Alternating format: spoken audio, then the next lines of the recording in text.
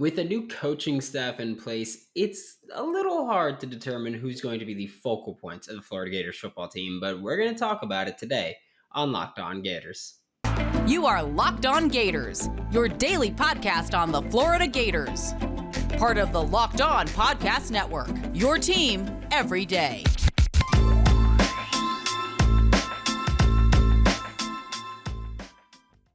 Hello, and welcome back to another episode of Locked On Gators, part of the Locked On Podcast Network, your team every day. Thanks for making Locked On Gators your first listen of the day. We are available daily and free wherever you listen to podcasts. Happy Wednesday. I'm Brandon Olson. Find me on Twitter at WNS_Brandon. Find my written work with Whole Nine Sports and GiantsCountryWestside.com. Before getting into today's content, just ask you to like, subscribe, comment, review. Let me make the show better. It's as simple as that. We're going to talk about the Florida Gators focal points first. Offensively, I've got 3 focal points for offense, 3 for defense. I think it's easy to say that Anthony Richardson is the first focal point. And keep in mind, some of these are going to be player names. Some of them are going to be just a position or a role, whatever that might be. So Anthony Richardson is the first one. Obviously, quarterback 1 is the focal point of a team. That's just how things work, no matter what it is. Even if you're talking about, an option offense, quarterback is a big piece there. Obviously, we're not going to be an option offense, but as a passer, Billy Napier's offense pretty naturally meshes well with Anthony Richardson's skill set and what I think he needs to develop to the next level as a passer, because you'll see screens, swings, those little slide routes behind the offensive line, check down tight end, those kinds of plays where that fits Anthony Richardson's short passing needs. It gives him easy completions that help pick up yards after catch. Because if you look at Anthony Richardson, and we know he's not Stetson Bennett. He doesn't need easy completions given to him because he doesn't have arm talent. He needs those easy completions because that's going to help open up underneath and over top. So he's going to get those easy completions deep or short, and then that will help open in turn the ability to challenge vertically, because you're not just going to be like, hey, just play off, it's fine, they're not going to take underneath. No, we're going to challenge you underneath and then challenge vertically with Anthony Richardson, of course, again, having one of the most powerful arms in college football. And we had Eden Cummings here last week who was talking about it, and he was like, yeah, like the measure of arm strength and arm talent is not just can you throw the ball far, it's how effortlessly can you throw the ball far. And Anthony Richardson seamlessly lets that thing fly. And that's what we're talking about here, where Anthony Richardson, he wants to challenge the ball. He wants to challenge vertically. We know that. We've watched him play. He's going to throw the ball deep. He doesn't care what the play call is. And obviously he does, but you get the point. And he's going to have those quick, easy screens underneath passes. So Anthony Richardson offensively, passing, obviously going to be a big part. Running the ball, he's going to be asked to create plays, whether it's Billy Napier saying, hey, if there's nothing there, take off and run, or Billy Napier saying, hey, this is a designed run. Either way, Anthony Richardson's legs are going to play a big part in this offense's ability to consistently move the ball downfield. And so obviously that makes him a focal point. Then we have tight ends. I mean, tight end 1 or 2, 1 and 2, whoever they might be. We know that with Billy Napier and with Rob Sale, we're going to see quite a bit of 12 personnel. And again, if you don't know what 12 personnel is, 1 running back, 2 tight ends, 2 receivers. So those are your 5 skill position guys outside your quarterback. So we're going to see a lot of 12 personnel. We're going to see a lot of motion from the tight ends. We're going to see a lot of motion in general. Just know that that's something we're going to see. So we're going to see a lot of motion from our tight ends. And in the run game, obviously, especially if we're in 12 personnel, they're going to be relied upon to be dependable, consistent blockers. That's done. That is what it is. They're tight ends. That's what they do. And then in the passing game, we'll probably see them, for the most part, be safety valves. Just over the middle options that are going to be there if the deeper options or the primary targets are not free and available and open for Anthony Richardson. That, cool beans. I don't have a problem with that. We will see them occasionally challenge vertically, especially if it's someone who has a speed advantage over the defense or a height advantage over the defense. We'll see tight ends challenge vertically, because then that will obviously maybe get them into a one-on-one situation that they can more often than not win. And the tight ends, especially in the red zone, will play a huge part. We saw that happen in the spring game with a little dump off to Noah Keeter, I believe it was, from Anthony Richardson for a touchdown. And we're going to see more plays like that, more ways to just go, you know what, we're in the red zone. We've got big receivers in Justin Shorter and Xavier Henderson, but it's kind of harder to place the ball out there. So we're just going to let our tight ends do the dirty work in the red zone, pick up the touchdowns, not a ton of yards. Doesn't matter if it wins games. And the final focal point here, the slot receiver. You could put offensive line, but that is something that you could put for literally everything as well. And I didn't want to have quarterback and offensive line there. But slot receiver there because, and I didn't want to put a name here because while we could assume it's going to be Trent Whitmore primarily, that's going to rotate. There's going to be a rotation of tight ends depending on what they want to do at that time, or a rotation of slot receivers depending on what they want to do at that time. So whoever it is, or maybe even not slot receiver, just slot in case it's a tight end that's out there, but they're going to be relied upon. I mean, for going in motion, if the tight end's not going in motion, it's probably going to be the slot receiver. That's fair. They're going to be relied upon occasionally running the ball, but primarily they're going to be a reliable receiver underneath that will, and again, occasionally probably challenge vertically, dependent on who that is. You know, if it's Trent Whitmore, maybe we don't see him challenge vertically as often. But if we see Marcus Burke go in there, we'll probably see him stretch the field a little bit. If it's Justin Shorter, we'll probably see him attack right over the middle of the field because that gets the ball in his hands over the middle of the field. And he is, I don't think it's really arguably, but he is the Florida Gators wide receiver one this season. He is the most talented receiver on the team. And and that's not even me going that we don't have talented receivers. It's us going, he's the only one that's really shown that he could be consistently reliable and dependent. So he's the guy that we're going to be looking at. And we know Billy Napier likes using a big slot, power slot, whatever you want to call them. Billy Napier likes doing that. We're about to flip to the defensive side of the ball. But first, we're going to talk about Built Bar because it's summertime. It is time to get in shape if you have not already, which, I mean, you should have. But again, it's not too late to do some refinement, some tweaking. But you could add Built Bar to your plan to kind of help speed that up because I'm someone who has a sweet tooth. That's very clear and obvious. I've said that so many times. But Built Bar is coated in 100% chocolate, so it hits that sweet tooth. Has just 130 calories in most bars, which is great if you're a calorie counter, not me. But the thing that I do count, carbs, net carbs. Specifically, Built Bar, most bars have just 4 net carbs and 17 grams of protein. So you don't gotta feel bad. It tastes delicious and it is very healthy for you. So it's just a fantastic product to use. Built Bar is always coming out with new limited time flavors too, so you'll never get bored. Use promo code LOCKED15 to get 15% off of your next order with Built or BuiltBar.com. We have an important favor to ask you. We've put together a survey so we can learn more about listeners like you and make your favorite Locked On podcast, like this one, although probably not, even better. This is your opportunity to tell us what you like and don't like about Locked On Podcasts. Go to LockedOnPodcast.com/survey right now to get started. It won't take very long, and everyone that completes a survey can qualify for a chance to win one of 10 $100 Ticketmaster gift cards. To take our audience survey, go to LockedOnPodcast.com/survey, and thank you for your help. Now we're talking about the defensive focal points, and that's kind of what we're looking at here. And this one, similar to offense, I have one player and 2 positions. Edge 2 is the first part that I'm looking at because, yes, obviously, Brenton Cox Jr. as Edge 1 is likely the more important player in terms of the edge defenders and playing and being that pass rusher. But I don't know if we could call him the focal point of this scheme. And that's where I'm getting at with this one because I'm expecting Brenton Cox Jr. to almost exclusively be a pass rusher. I know that we talk about creepers and sim pressure and dropping DNs back and all this. They're edge rushers because they'll be stand up. But I don't think that that's what we see with Brenton Cox Jr. because he's proven that he could be so dominant as a pass rusher when he's on.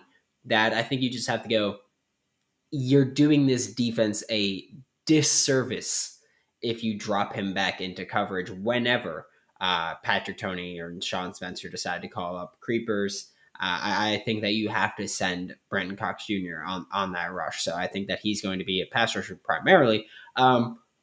Edge 2 also will be a primarily pass rusher, but I'm expecting Edge 2, again, whoever it may be, whether it's Princely Windmialine, whether it's Chief Borders, I think are the two most likely guys. They will be relied upon to be pass rushers, and obviously both edge defenders are going to be run defenders. But I think that Edge 2, again, whoever it might be, will be kind of called upon to be that cover man when Patrick Toney calls creepers, because I don't think that you could take Javon Dexter out of the pass rush or Brenton Cox Jr. I don't think you should be dialing back a nose tackle, and so that leaves Edge 2 as the other man in this four-man front that's going to be capable of dropping back into coverage without completely handicapping your defense. So Edge 2 is going to be a very important focal part of this defense. Although, again, it might not be the most talented player, it's a big key cog in this Patrick Toney, Sean Spencer, Ron Roberts, Dave Aranda, Baylor, Louisiana, Florida defense.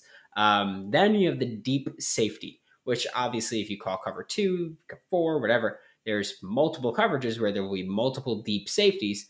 However, when we talk about the deep safety, we're usually talking about cover 1 or cover 3. Cover 1 is obviously man coverage underneath with one zone defender deep, and that is going to be your deep safety. Cover 3, 2 corners go deep. In most cases, there's cloud, sky, all these things, but in most cases, it's 2 corners deep on the outside and 1 safety deep over the middle of the field.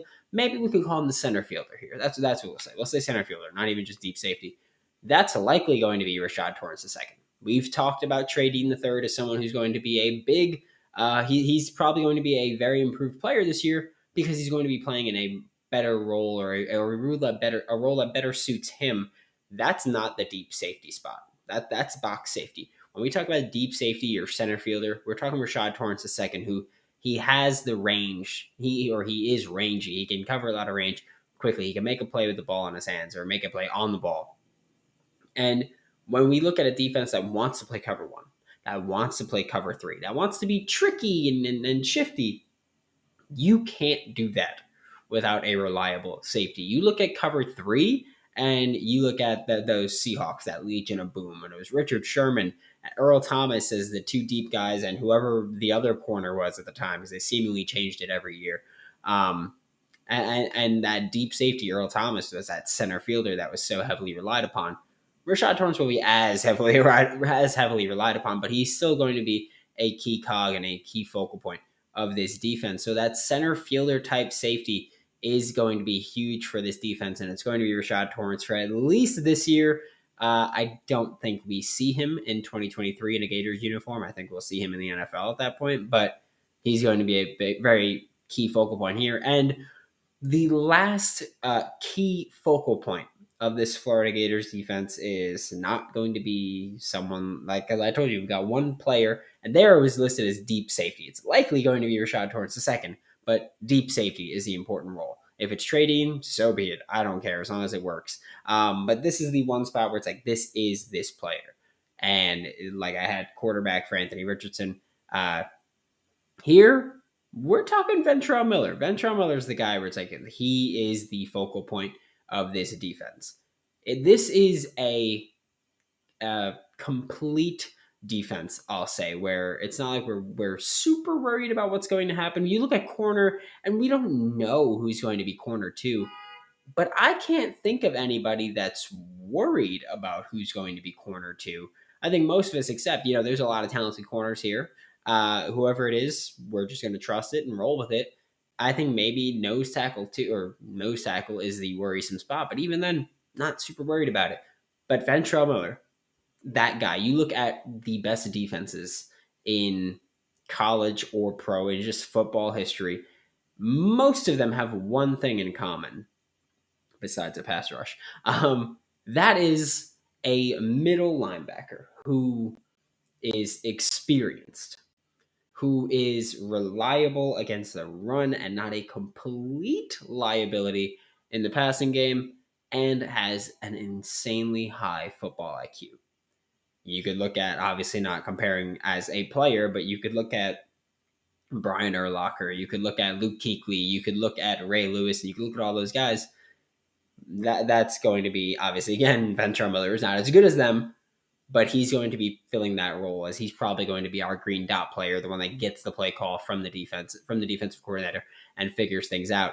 That's Ventrell Miller. When you look at that experience, reliability, and just the IQ, that's enter Ventrell Miller, if you will, where he's going to be a key focal point here. I know that a lot of us have, maybe we're very excited for DeJuan Black and Scooby and all these other linebackers. Ventrell Miller is going to be the stabilizer of this Florida Gators defense, and he's going to play a bigger role, I think, than a lot of people maybe are expecting at this point, just because we're getting so hung up on having all these athletes. But again, this is always a defense that they're going to want to outsmart people. They're going to want to get creative, and you need someone who can kind of keep everything in check, and that's Ventrell Miller here. Then we're about to talk about some Gators undrafted free agents that could make their NFL roster this year as a rookie. But first, a quick word from our sponsors. To wrap up today's show, we are talking again about these Florida Gators undrafted free agents that could make the roster. There were a few undrafted free agents, but Malik Davis, Jeremiah Moon, Gene Delance are three that I think will make their roster or could make their roster. Let me backtrack on that a little bit. Not will, but could make their roster. With Malik Davis, I've said it before that it was no secret pre-draft that the Cowboys were very interested in Malik Davis. They brought him in for a 30 visit, which please don't call it a top 30 visit. That's not what it is. But they brought him in for a 30 visit, and they had him in, and it was very clear, why did they bring in Malik Davis? Well, he's a shifty runner. He's a reliable receiver out of the backfield. He could play the slot. He can occasionally go out wide. He's not a complete liability as a pass protector. Oh, wait, we're describing Tony Pollard. They're the same people, but Tony Pollard is better. He's faster. He's quicker. Malik Davis is a type that I think will replace Tony Pollard because the Cowboys are so heavily invested in Ezekiel Elliott. Maybe not emotionally anymore, but financially, they are so heavily invested in Ezekiel Elliott. Tony Pollard, contract's coming up, probably going to have to get extended. They probably won't do it. He'll probably hit free agency.